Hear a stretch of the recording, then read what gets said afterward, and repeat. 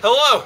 You're probably watching this video because you want to learn how to get dressed for the winter.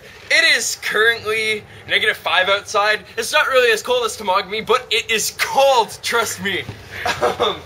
So, right now this is not appropriate to wear. I'm wearing my wool socks, which is good. You should always wear wool socks, no cotton socks, because any cotton material is going to retain all of your sweat, and it's gonna get damp. It's gonna be wet, and then when it dries, it's gonna just be cold ice, and it's not gonna warm you at all.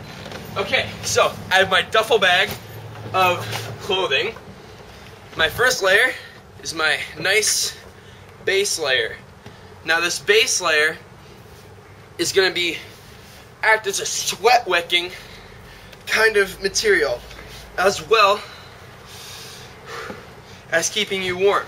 Your base layer shouldn't be skin tight because you still want that convection, that like heat energy, to be circling, keeping your body warm. Okay, so now that I got my base layer on, what's next, you might ask? So next, I'm gonna put on my fleece pants, which are right here. Now, again, like I said, basically you want wool, fleece, pile, anything but cotton. And like, don't wear jeans, because jeans are heavy. They're gonna get cold and damp as well. So fleece pants are really good because, and wool especially, because they're gonna keep you warm.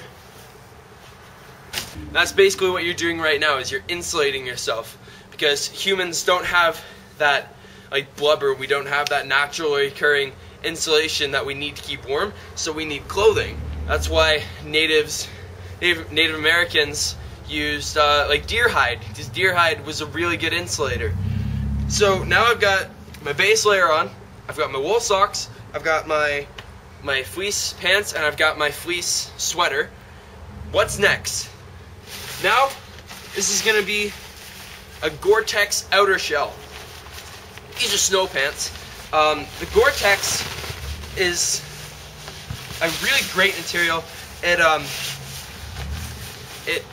like offers wind protection, and so like the wind won't affect you as much. It won't like go through, and you know, like when it goes through and you have just like that bone-chilling cold, it'll help just like deflect and stop that wind. And it's also waterproof. See, this is also my rain jacket that I use in the spring. I use it in the summer as well, because all my insulation is here. I don't need one of those big winter ski jackets. So we've got,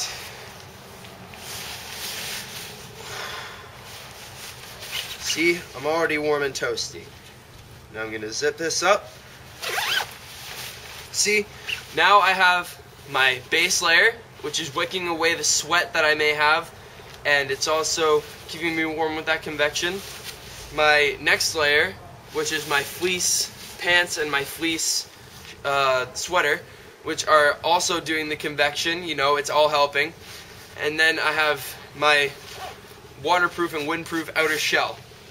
Next, we're gonna wanna keep our head warm and our hands warm, because 90% of our heat gets lost through our head and our extremities. This is like it. Please, just anything that you do, you need to keep your hands and your head warm, because what your blood is going to do is it's going to go to your core to protect your vital organs. You need to keep these warm. So first, I'm going to put on my boots. That's a good idea, because I don't want frostbite on my toes. So I got my boots.